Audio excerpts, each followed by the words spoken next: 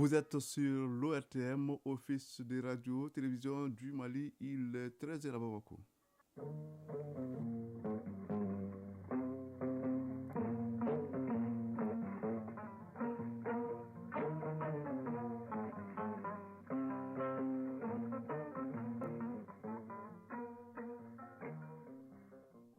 Le journal, Seydou Fomba. Bonjour. Susciter les débats sur les problèmes de la jeunesse est l'objectif assigné à une conférence initiée par l'association Mamadou Konaté, une façon de rendre hommage à l'un des pionniers de la lutte pour l'indépendance du Mali. Mamadou Konaté disparaissait il y a maintenant cela 67 ans. La MINUSMA s'investit pour équiper le commissariat du premier arrondissement de la police de Gao. Pour ce faire, elle a investi 24 millions de francs CFA, un geste censé accroître les capacités opérationnelles du commissariat. Sport, l'actualité est dominée par le football avec notamment la 62e édition de la Coupe du Mali, la 17e journée du championnat national de Ligue 1 et la CAN des moins de 17 ans. Enfin, chronique du développement, c'est de pension que nous allons parler aujourd'hui avec Soumaïla Averti. Auditrices, auditeurs, bienvenue. Je vous le rappelais dans les titres, il y a 67 ans de cela que disparaissait Mamadou Konaté, l'un des pionniers de la lutte pour l'indépendance du Mali. L'association Mamadou Konaté a rendu hommage à l'homme hier 11 mai à travers une conférence sur le thème civisme et jeunesse. Il s'agit de susciter les débats sur les problèmes de la jeunesse en vue de proposer des voies et moyens censés pouvoir mettre à l'abri de la tentation. Reportage Non Sissoko. Mamadou Konaté s'en est allé le 11 mai 1956. Celui qui fut à l'avant-garde du combat pour la liberté et la justice est qualifié d'homme exceptionnel par ceux qui l'ont côtoyé. L'association Mamadou Konaté a organisé une cérémonie commémorative à l'occasion des 67 ans de sa disparition pour perpétuer la mémoire de ce grand homme. Moussa Konaté, président de l'association Mamadou Konaté. Un sens aigu de la justice, un amour obsessionnel pour son pays et l'Afrique tout entière, un exemple de solidarité envers son entourage, une simplicité et une humilité déconcertantes au cœur même de son style de vie au quotidien, le sens de la dignité, de l'honneur, de la patience aussi du courage sont entre autres les traits de caractère dominants de cet éducateur hors pair. Sandi Haïdra, allié de la famille Mamadou Konaté. L'homme avait plus de devoirs, il mettait le devoir avant le droit. Tout ce qui lui appartient était pour les autres, les hommes, les femmes, les démunis. Leader politique, Mamadou Konaté l'a été en siégeant 3 fois de suite à l'Assemblée nationale française. En 1956, il est élu vice-président de l'institution. Djara Rakitala, représentante du CNT. C'est le lieu pour le Conseil national de transition qui, par la voix de son président, salue la pérennisation de cette activité et souhaite que cette commémoration fasse l'objet d'une plus grande activité d'information et de connaissance de l'homme par les Maliens. 3 panélistes ont planché sur le thème civisme et jeunesse afin de passer au peigne fin tout ce qui empêche les jeunes de participer au processus de développement.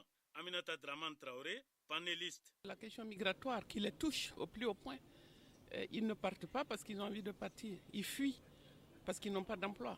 Ceux qui, la plupart des gens qui prennent les armes aujourd'hui contre leur pays au nom du djihadisme, la majorité c'est des jeunes.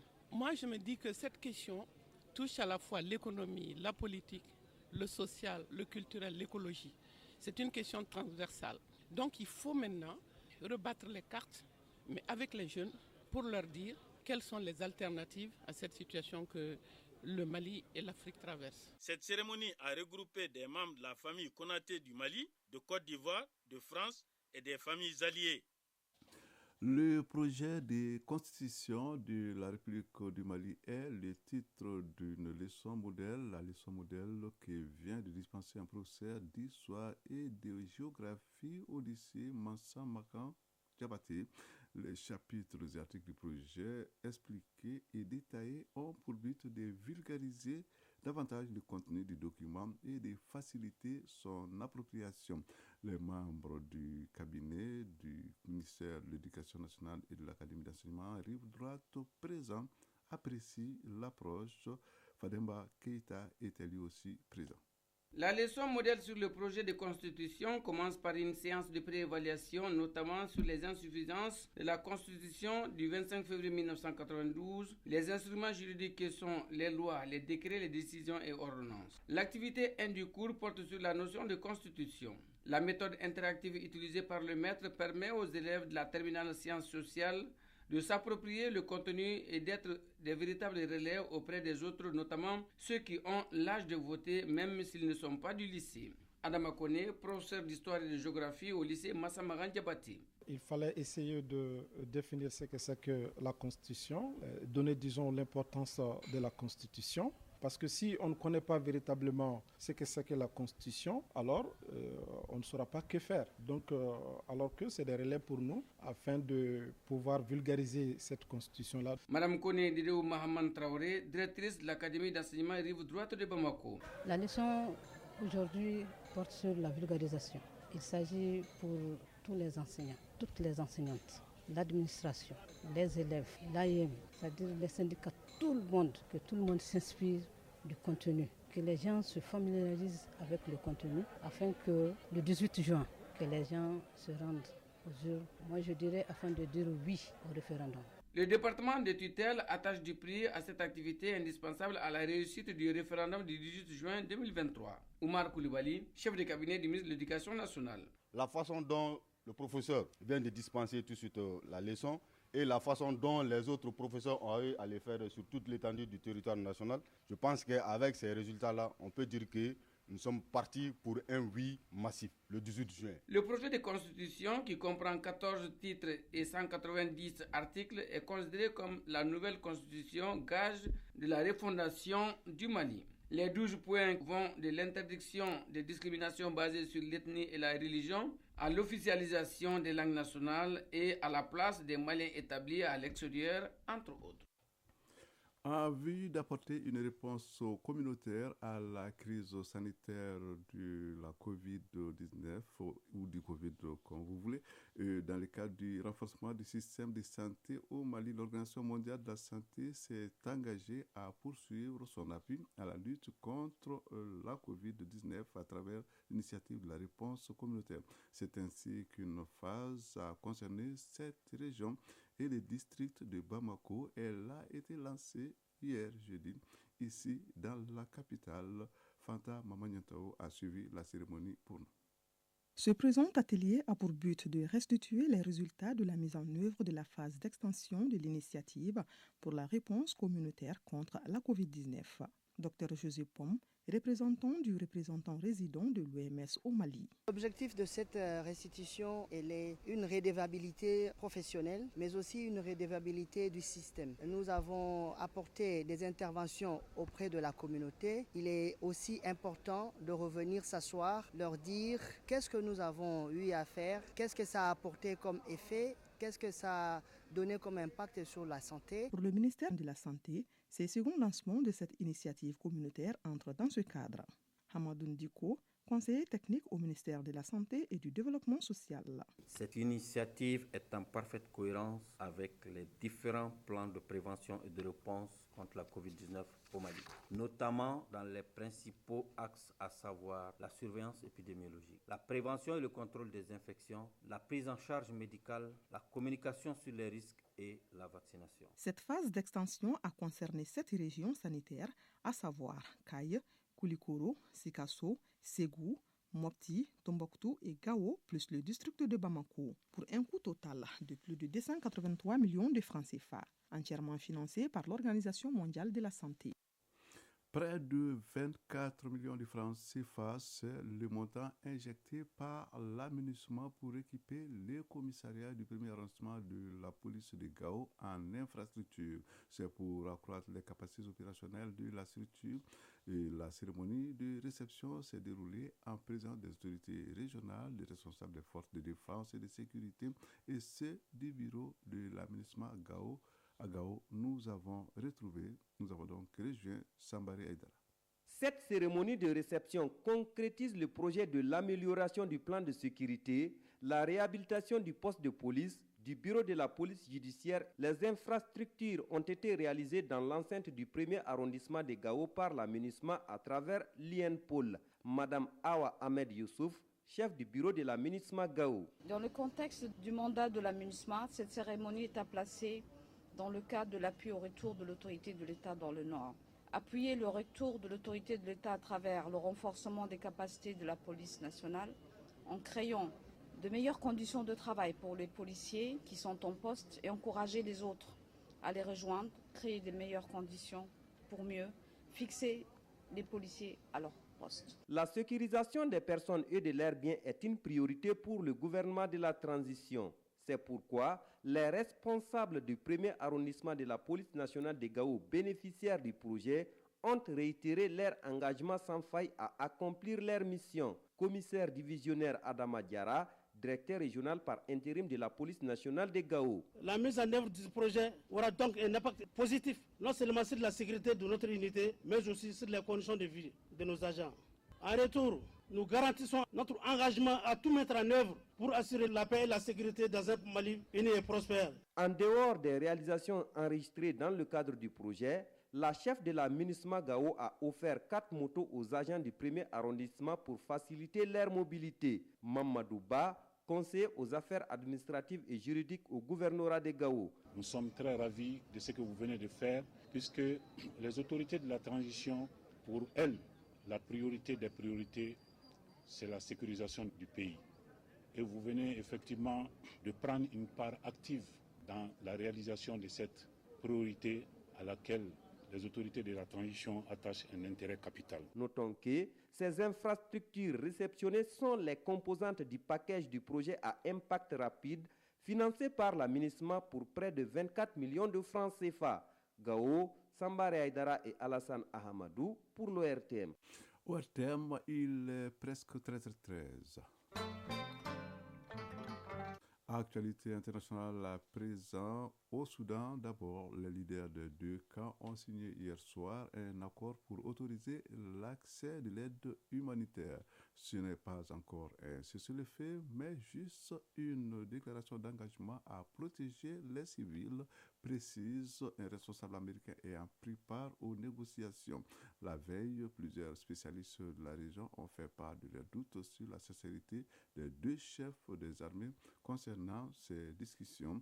Elles se poursuivent pour obtenir une nouvelle trêve temporaire au Soudan afin de permettre l'acheminement de l'aide avec une proposition visant à arrêter les affrontements pendant 10 jours selon un responsable américain. Ces discussions sont sous l'égide des États-Unis et de l'Arabie saoudite et elles ont démarré samedi dernier dans la ville saoudienne de Jeddah. Chacun y a envoyé une délégation de 3 personnes. En Guinée, le général de brigade Ibrahima Souri Bangoura, c'est le nouveau chef d'état-major général des armées. Il remplace ainsi le général Sadiba Koulibaly, qui a été limogé mardi dernier par un décret présidentiel. Le nouveau chef d'état-major général des armées était ministre de l'urbanisme, de l'habitat et de l'aménagement du territoire. L'ancien chef d'état-major général des armées, lui, le général Sadiba Koulibaly, se retrouve désormais au ministère de l'urbanisme qui change d'appellation et devient désormais ministère de l'urbanisme, de l'habitat, de l'aménagement du territoire chargé de la récupération des domaines spoliés de l'État. Toujours en Guinée, la police dément la mort de 7 personnes qui, selon certaines sources, auraient été tuées lors d'une manifestation organisée par le Front national pour la défense de la Constitution FNDC pour exiger la libération de ces 3 responsables arrêtés.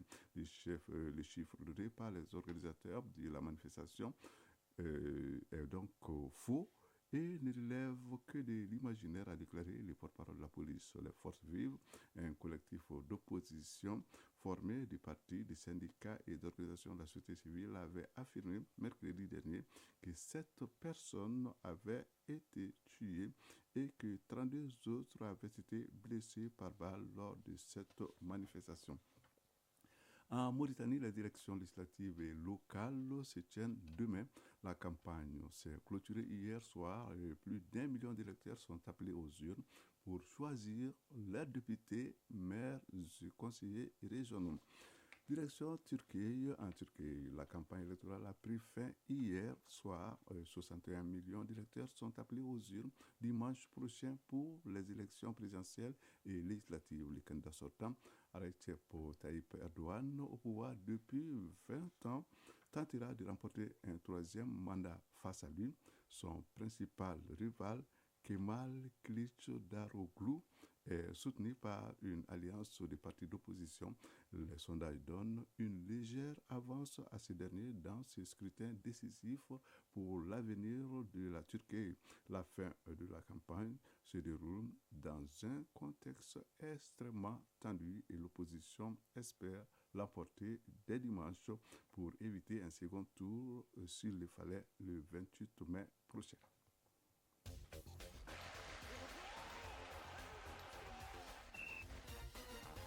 L'actualité sportive ce vendredi, c'est surtout le football, avec d'abord la Coupe du Mali de football qui en est à sa 62e édition. Et là, les demi-finales se jouent demain samedi à Ségou au stade d'Amaridaoum. Et puis, il y a les championnats nationaux de Ligue 1 dont la 17e journée donne son coup d'envoi cet après-midi avec 3 matchs au programme. Enfin, il y a bien sûr la CAN des moins de 17 ans. Le Mali surclasse dans cette compétition le Congo et affrontera le Maroc en demi-finale. Pour cette victoire, les poulains de Soumaïla Koulibaly obtiennent leur ticket pour la Coupe du Monde de la catégorie. Voici le résumé de l'actualité sportive avec Isaac Tien. CAN des moins de 17 ans, le Mali se classe le Congo et jouera le Maroc en demi-finale. Le Mali a fait respecter la logique en s'imposant nettement contre le Congo 3-0 hier et obtient son double ticket pour les demi-finales de la CAN des moins de 17 ans et la phase finale de la Coupe du Monde de la catégorie. Sagato Cissé nous résume la rencontre Mali-Congo-Brazzaville. Sans surprise, le Mali se qualifie pour les demi-finales de la CAN des cadets et obtient dans la foulée son ticket pour la Coupe du Monde de la catégorie en novembre et décembre prochain. Face aux Diablotins du Congo, les aiglonnés du technicien Soumaïla Koulibaly ont fait preuve de réalisme par Ange Martial Tia, 7e, Mamadou Doumbia, 31e et Mahmoud Bari, 55e minute sur penalty. Score final 3-0. Les aiglonnés du Mali avancent en force.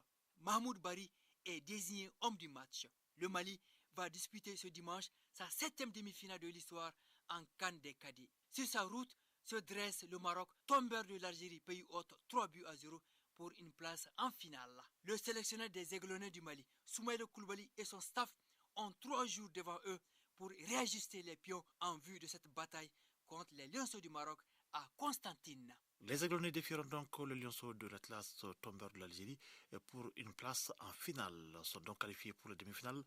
Et la Coupe du Monde de moins de 17 ans, le Sénégal, le Maroc, le Mali et le Burkina Faso qui a disposé du Nigeria 2-1 dans la dernière rencontre des quarts de finale hier soir. Les demi-finales se joueront dimanche.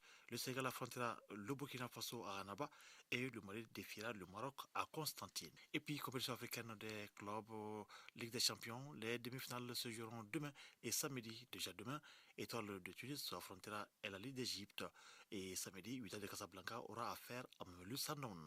Sur le plan national, la 17e journée du championnat national de Ligue 1 donne son coup d'envoi ce vendredi avec 3 matchs au programme. À 16h15, au stade Mamadou Diarach de Koulikoro, le club olympique de Bamako affrontera Yéla Olympique. Dans le même temps, cette fois-ci au stade Moussa Diakité UTA de Bougouni, Afrique Football Elite en découdra avec le Yoriba. Et à 18h15, toujours au stade de Moussa Diakité UTA, l'AS Police se mesurera à l'Union sportive des forces armées de sécurité USFAS. Dimanche à Koulikoro, l'AS Real sera l'hôte de l'US Bougoni et mardi, Bingabse aura affaire à l'US Kita à Koulikoro et au stade municipal de Braouli, l'AS Bakadjan accueillera El Seba et enfin, mercredi, Black Star affrontera 11 créateurs à Koulikoro et Asco jouera contre le Sabre de Bako à Bougoni. Coupe du Mali de football, 62e édition. Les demi-finales se joueront demain samedi au stade Amandaou de Ségou. L'AS Bakadjan de Braouli jouera contre les 11 créateurs de Nyarila à partir de 16h30 et juste après, Binga FC affrontera le Sabre de Bako. L'ORTM sera au cœur de cet événement. Chronique du développement. Dans la chronique du développement de ce vendredi, il est question de pension. La pension qui n'est autre que le revenu d'une personne en cessation d'activité professionnelle ou à la retraite en remplacement de son salaire au Mali. Les structures en charge des questions d'allocation retraite sont la Caisse malienne de sécurité sociale et l'INPS. Alors, comment obtient-on une pension? Et quels sont les différents types de pensions? Éléments de réponse dans ce numéro. C'est une réalisation de Soumaïla Berté et de Marc Dambélé. Après plusieurs années d'activité, tout agent, salarié, civil ou militaire du secteur public ou privé et ayant atteint l'âge légal est appelé à faire valoir ses droits à la retraite. Cette cessation d'activité professionnelle donne droit au versement d'une allocation de substitution au salaire à l'agent ou à ses ayants droit appelée pension. Comment procède-t-on au calcul de la pension? Écoutez Abdelkader Sankaré, le directeur de la liquidation des pensions à la Caisse malienne de sécurité sociale. D'abord, il faut cotiser, ça c'est très clair. Donc la pension, c'est en contrepartie des cotisations effectuées sur le revenu d'activité. Le calcul se base effectivement par rapport à la fonction publique, par rapport en tout cas à la Caisse malienne de sécurité sociale, sur la moyenne des salaires des 5 dernières années, par rapport également au taux 2% par annuité. Donc le nombre d'années compte beaucoup dedans, multiplié par 2. Par exemple, quelqu'un qui aura fait 15 ans, qui est le temps minimum requis pour bénéficier d'une pension. Donc quelqu'un qui aura fait 15 ans, ce serait 15 multiplié par 2, 30%, la moyenne des 5 dernières années, qui lui sera servi comme pension. On distingue différents types de pensions, mais dans tous les cas, les facteurs de proportionnalité, d'ancienneté et d'invalidité sont valables aussi bien pour les fonctionnaires, les députés que pour les militaires. Abdelkader Sankaré. Pour un fonctionnaire, par exemple, il y a une pension d'ancienneté si l'intéressé dure dans la fonction et il y a une pension proportionnelle. La pension proportionnelle, c'est à partir du minimum requis, qui est 30%. De 30% jusqu'à 54%. À partir de 54%, on peut estimer qu'il y a une pension d'ancienneté. C'est-à-dire que c'est le nombre d'années qui détermine cela. Donc quelqu'un qui n'a pas fait 27 ans, comme pour les civils, et 25 ans pour les militaires, ne peut pas prétendre à une pension d'ancienneté. Donc prétendre à la pension d'ancienneté donne automatiquement aussi droit généralement aux prestations familiales, sur lesquelles il n'y a pas de cotisation pour la fonction publique. Par rapport aux militaires également, il y a la pension professionnelle, la pension d'ancienneté, effectivement. Donc 15 ans pour la pension professionnelle et 25 ans pour la pension d'ancienneté en ce qui concerne les militaires. Mais il y a également les soldes de réforme, c'est-à-dire quelqu'un qui n'a pas atteint ce nombre d'années pour les militaires, qui a fait la cessation de fonction par mesure disciplinaire. Donc on lui donne une solde de réforme jusqu'à concurrence du temps effectué en activité. À tout ceci, on peut ajouter les pensions d'invalidité, donc qui sont obtenues par rapport aux blessures et maladies contractées ou aggravées à l'occasion du service. Donc l'intéressé qui quand même doit être entretenu. Une pension peut courir même en cas de décès. Si un agent décède étant en activité ou à la retraite, les ayants droit doivent remplir les mêmes formalités requises pour bénéficier du reversement de cette allocation. Abdelkader Sankaré, le directeur de la liquidation des pensions à la Caisse malienne de sécurité sociale. On peut distinguer deux cas. Par exemple, un retraité qui décède, les ayants droit, en l'occurrence les veuves orphelins, font la demande au niveau de la Caisse malienne de sécurité sociale en fournissant les pièces supports, donc avec lesquelles la Caisse va constater qu'ils sont effectivement fondés à demander une pension et qu'ils peuvent bénéficier d'une réversion de pension. Maintenant, et pour quelqu'un qui décide en activité, c'est à peu près la même chose. Ce seront ces pièces administratives et les pièces d'état civil justifiant leur état de survivant. Donc, qui peut aussi entrer en ligne de compte pour la liquidation des pensions. Les pensions ne valent que si les cotisations sont versées en bonne et due forme. Elles sont prélevées sur les revenus des agents par les services techniques de l'État ou des structures privées affiliées à la caisse correspondante. Prochain rendez-vous avec Osmaïla Berté vendredi prochain pour bien sûr un autre numéro. C'est tout pour ce journal qui vous a été présenté par Seydou Fomba avec la complicité technique de Bintou Traoré, mise en ligne Sekou Traoré, coordination Brahma Traoré, l'infatigable. Quant à la réalisation, elle était assurée par Dossé et Baba Diarra, les pauvres, puisqu'ils ne devraient pas se sentir très à l'aise, n'ayant à ses côtés que des Traoré. En tout cas, tout s'est bien passé. Merci de nous avoir suivis. Prochain rendez-vous avec l'actualité 19h30. Au revoir.